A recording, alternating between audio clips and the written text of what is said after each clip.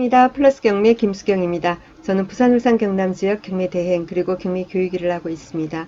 오늘은 제 네이버에 보면은 제 유튜브 말고 제가 네이버에 블로그 두 개가 있습니다. 그 블로그 쪽으로 이렇게 안프글에 보니까는 문의가 들어와 있어요. 지금 울산법원 사건입니다. 울산법원 사건이고 지금 입찰 날짜는 7월 3일입니다. 7월 30일이고요. 사건 번호 2019 타경의 5842 사건인데 이 사건에 대해서 옥션 사이트마다 여기 지금 상가 임차인이 있거든요. 이 상가 임차인이 대항력이 있다. 어떤 사이트는 대항력이 없다. 이런다는 거죠. 어떻게 되는 겁니까? 라는 건데요. 보니까 뭐 저도 크게 자신은 없지만 많이 이렇게 관심도 많은 사건이고 해서 같이 한번 풀어보려고 합니다. 이 사건을 이제 풀기 위해서는 먼저 상가 임대차 보호법에 대해서 먼저 우리가 이해가 있어야 됩니다. 그래서 그 내용을 한번 같이 보도록 하겠습니다. 여러분 상가 임대차 보호법을 열면은 어떤 말이 나오냐면은 우리 임대차 보호법 보면 주택 임대차 보호법이 있고 상가 임대차 보호법이 있지 않습니까? 근데 상가 임대차 보호법은 많이 익숙치가 않아서 여러분들이 많이 힘들어 하시는데 주택임대차보호법처럼 최선순위 설정이 언제냐라는 그 기준이 있죠. 그죠? 언제부터 언제까지. 이 해당 사건 같은 경우에는 지금 동그라미 친 2010년 7월 26일부터 2013년 12월 31일 이 사이에 해당이 됩니다. 그리고 어디냐라는 거죠. 그 다음 지역을 또 따지게 되죠. 지역을 따질 때 울산이니까 광역시로 들어가겠죠. 자, 그리고 나서 이렇게 세 가지의 뭔가 금액이 이렇게 기재가 되어 있습니다. 주택임대차보호법을 보면은 이 부분이 없어요. 이 부분이 없고 단지 소액임차인 최우선 변제에 관한 것만 나와 있습니다. 소액임차인, 그죠? 소액임차인 최우선 변제 받는 그 보증금의 범위가 얼마냐? 그죠? 어느 지역에 몇 년도, 그리고는 어느 지역이면 보증금이 얼마 이하면은 아주 소액임차인으로 봐서 후순위라 하더라도 최선순위로, 그죠? 배당을 해주겠다라는 그런 취지로 해가지고 임대차 보호법이 있는 거죠. 그렇지 않습니까?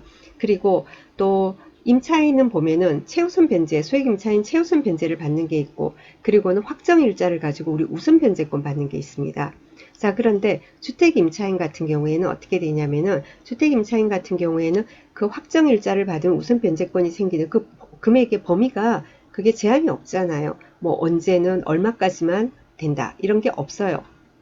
자, 그런데 상가 임대차 같은 경우에는 그 제한이 있습니다.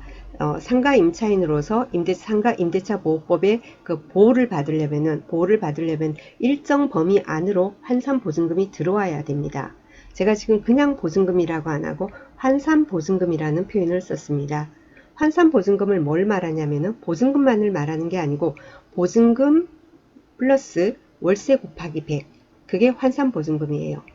자, 예를 들면은 보증금 5천만 원에 월세가 50만 원이다. 뭐 이러면은 어떻게 되겠습니까? 5천만 원 플러스 50만 원 곱하기 100. 50만 원 곱하기 100 하면 5천만 원이죠. 그럼 5천만 원 플러스 5천만 원 하면은 1억이 되는 거죠. 월세가 5천만 원에 보증금이 5천만 원에 월세가 100만 원이다. 그러면은 100만 원 곱하기 100 하면 1억이니까 보증금 5천하고 합하면 1억 5천이 되는 거고, 그게 환산 보증금이에요. 그 환산 보증금이 여기 적혀 있는 이 범위 안에 들어와야지, 이 범위에 들어와야지 상가 임차인으로서 임대차 보호법 적용이 되는 겁니다. 대상이 되는 거예요. 상가 임차인으로서 임대차 보호법 적용 대상이 된다라는 것은 확정을 받으면은 그 확정으로 해서 우선 변제권이 생기고, 만약에 선순위 임차인 같으면은 선순위 임차인의 보증금을 배당을 받으면 다행인데 못 받게 된다면은 못 받는 금액에 대해서 경매에서는 낙찰자가 인수하고 하는 그런 어떤 권리가 생기게 되는 겁니다. 그래서 상가 임차인 같은 경우 금액이 아주 커버리잖아요. 그러면 자기가 아무리 최선순위, 그죠? 자기가 들어오고 먼저 임대차 계약을 하고 그 뒤에 근저당이 들어왔다. 그렇다 하더라도 말소기준 등기보다 자기가 앞서는 선순위 임차인이라 하더라도 그 금액이 뭡니까? 넘어서 버리면은 안 되는 거예요. 뭐 저기 보증금이라든가 못 받는다고 하더라도 낙찰자로부터 뭡니까? 그 저기를 대항력이 없기 때문에 요구를 할 수가 없는 겁니다. 그 금액의 범위가 얼마냐라는 게 여기 1억 8천만 원 이하라는 거죠. 이 사건 같은 경우에는. 자, 그럼 참 억울하지 않습니까? 사실 그죠? 그렇잖아요. 진짜로 어떤 상가에 내가 들어갔는데 근저당도 없고 아무것도 없었어. 가압류도 없고 아무것도 없었단 말이에요. 어? 그런데 뭐냐면 내가 그렇게 해서 깨끗하기 때문에 들어갔어요. 들어갔는데 뒤에 들어왔단 말이에요. 분명히 민주당이 억울하잖아요. 그런데 나는 보증금하고 월세하고를 그렇게 곱해가지고는 보증금 플러스 월세 곱하기 100한 환산 보증금이 크다는 범위 그 이유 하나만으로 나는 아무런 보장을 못 받는 거예요.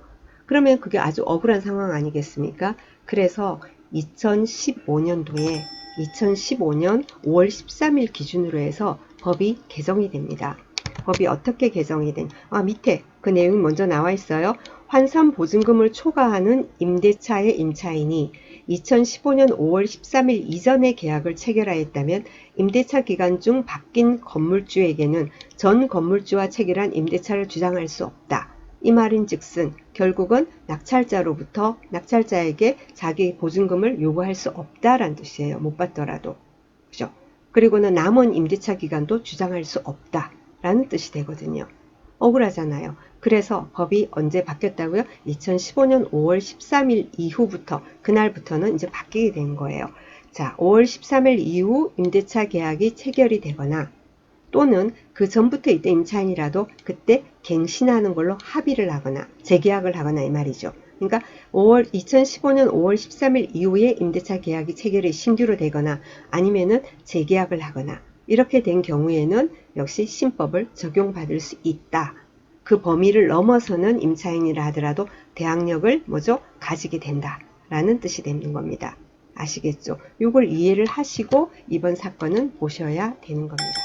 자, 이 사건 한번 그러면 등기부부터 다시 보겠습니다. 2013년 6월 4일 날 소유권 이전됐고요. 2013년 11월 4일 날 근저당 들어옵니다.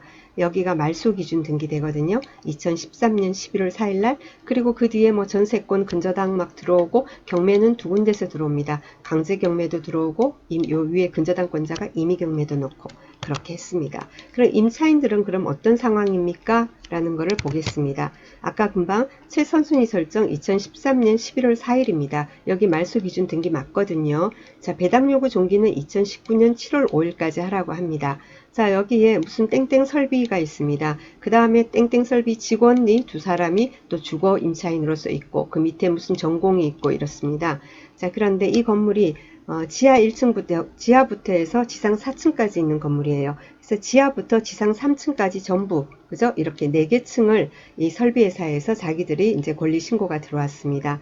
2013년 12월 11일부터 2019년 12월 10일까지가 자기들의 임대차 기간이다. 그리고 보증금은 5,500만 원이고 월 차임은 280만 원이다. 그렇게 했습니다. 그리고 사업자 등록이 여기서는 2002년이라고 자기들은 권리신고를 했는데 집행관이 현황조사를 나갔을 때는 2013년이었습니다. 2002년이라고 하고 2013년이라고 하고 자 이거는 여기 자기들이 2002년이라고 하는 근거가 뭐가 있는지 이건 서류를 봐야 알 수 있는 거겠죠. 근데 저기 뭡니까?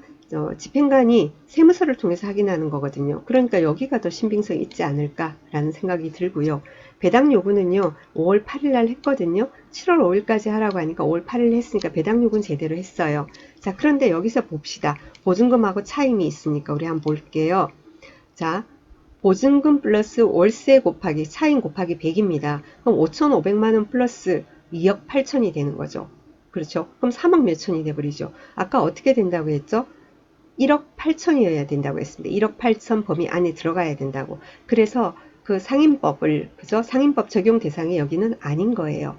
그래서 여기는 뭐죠? 최선순위 설정이 2013년 11월 4일입니다. 2013년 11월 4일이고, 자, 그리고 요 두 날짜 다 어떻게 됩니까? 전입신고, 사업자 등록, 어느 것이 정확한 건지 알 수 없지만, 2002년이건, 2013년이건, 어쨌건, 말소 기준 등기보다 앞서요. 그죠? 앞섭니다. 분명히 선순위, 요거 보면 어느 쪽이건 선순위는 맞지 않습니까? 선순위는 맞는데, 이 금액 자체가, 이 금액, 그죠? 보증금 플러스 월세 곱하기 100한 이 금액이 1억 8천을 넘어서기 때문에 이 사람은 상임법이 적용 대상이 아닌 거예요. 이 업체는. 자, 그렇기 때문에 뭐냐면은 아예 보호법 대상이 아니기 때문에 매수인이 이 사람 보증금에 대해서 인수할 필요가 없는 겁니다. 그래서 대항력이 없는 거예요. 자, 그런데 여기서 하나 약간 찜찜한 부분은 뭐냐면은 임대차 기간에서 2013년부터 2019년까지 이렇게 돼 있습니다. 처음부터 이렇게 계약이 된 건지 아니면 2013년 12월 11일부터 해서 2년을 계약을 했다가 2015년 12월 11일 날 다시 재계약을 한 건지 그건 잘 모르겠어요. 만약에 재계약을 했다면 아까 2015년 5월 13일 그죠? 이후에 갱신이 된 그러니까 재계약이 된 경우에도 그 새로 바뀐 개정된 상인법을 적용한다 했으니까 만약에 그렇다면은 이 사람 보증금을 5,500만 원을 배당을 못 받는다면 매수인이 인수해야 하는 상황이 벌어지게 되는 겁니다. 그죠? 그래서 그게 명확하지 않기 때문에 사이트마다 인수다, 아니다. 이런 거. 제가 보는 이 구독션 같은 경우에는, 그죠? 대항력이 없는 걸로. 다른 어떤 사이트에서는 또 있는 걸로 이렇게 나와 있는 이유가 아마 그렇게 의견이 분분한 모양입니다. 그런데 언제 재계약했다, 뭐 했다, 이런 어떤, 그죠? 보통 우리 매각물건 명세서 보면은 뭐가 나오고, 그 다음에는 갱신될 때는 언제 어떻게 됐고, 갱신될 때 뭐 보증 금액이 달라졌으면 달라졌다, 뭐 하다, 이런 내용이 나오지 않습니까? 근데 그런 내용이 없어요. 그죠? 자, 그런데요, 여기는 이게 또 현황조사서 있지 않습니까? 매각물건 명세서에 그 집행관의 현황조사서에는 2013년 12월 11일부터 2015년 12월 10일까지 2년이 있고, 그 다음에 또 2018년 12월 11일부터 2019년 12월 10일 이렇게 돼 있습니다. 그래서 이 내용에 대해서 뭔가 명확하지가 않기 때문에 분석이 상당히 어렵습니다. 만약에 근데 여기 보면은 현황에서는 지하층에서 2층 전부 지하층부터 2층까지 근데 자기들 권리신고는 지하부터 3층까지 이렇게 되어 있는데요. 3층 같은 경우에는 보니까 301호, 302호가 있어요. 301호, 302호 해가지고 주거임차인이 있습니다. 여기는 500에 45만원에서 이 회사 직원이 주거임차인으로서 있습니다. 여기 같은 경우에 전입 날짜가 2015년, 2019년으로서 최선순위 설정, 그러니까 말소기준 등기보다 후순위입니다. 후순위이고 그냥 전입만 돼 있을 뿐이고 이렇다라는 거지 확정이라든가 배당 요구 같은 게 전혀 없으니까 우리하고는 관계가 없는데 아마 이것까지 합해가지고 3층 전부다, 3층까지 전부다 하고 권리신고가 들어온 게 아닌가. 그래서 법원의 그 현황조사서에서 나오는 여기 보증금은 4,500인데 5,500으로 권리신고한 게 이 주거임차인 이것까지 합해가지고 이 사람들이 이렇게 한 게 아닌가라는 생각이 듭니다. 자, 그렇다면은 상인법 같은 경우 요 위에 주거 쪽은 빼고 그러면은 4,500이다. 상가 쪽으로는 그렇다고 하더라도 4,500 플러스 뭐죠? 차임이 190이니까 1억 9천. 1억 9천에다가 4,500을 더해버리니까 2억 3,500. 어차피 1억 8천은 넘어서는 겁니다. 그죠? 그래서 상인법 적용 대상은 아닌 겁니다. 그래서 이 이후에 이 임대차 기간이 이렇게 되어 있는데 이 이후에 재계약을 했다. 뭐라고 한다면은 역시 이거에 대해서도 뭐죠? 상인법 적용 대상이 되니까 또 대항력이 있는 거고 뭐 이런 식으로 해서 어디는 대항력이 있다 없다 이렇게 달라진 모양입니다. 그래서 되게 궁금해서 하시면서 어떤 내용을 올려주셔서 한번 봤습니다. 이 사건에서 여러분이 기억을 할 것은 뭐냐면은 상인법이 바뀌었다라는 거예요. 지금도 이렇게 분석을 하다 보면은 그런 질문이 많이 들어오거든요. 막 이렇게 질문 들어온 내용이 뭐냐면은 상인법 그 범위를 적용 대상이 되는 그 범위를 넘어서면은 아무리 많은 것도 선순위라도 안 받는 거 아니냐. 맞다라는 거죠. 그랬었는데 중간에 이제는 법이 바뀌었다. 개정이 됐다라는 거. 그죠? 그걸 아시고 그 이전에 들어온 사람은 그대로 적용이 된 거고 그죠? 그 이후에 들어온 사람은 또 새로 바뀐 개정된 법에 맞춰서 분석을 해야 되는 거고 머리가 좀 아픕니다. 그죠? 그래서 이런 법이 있다라는 것도 여러분이 좀 아시고 다 외우진 못해도 이런 게 있다. 그러면은 상가를 여러분 분석할 때 그걸 상가임대차보호법 열어가지고 그죠? 그렇게 해가지고 다시 한번 확인하고 하면서 실수가 없으시길 바랍니다. 자, 오늘 여기까지 하겠습니다. 월요일 아침에 머리 아픈 분석 한번 해봤습니다. 내일 모레 수요일 아침에 다시 뵙도록 하겠습니다. 감사합니다.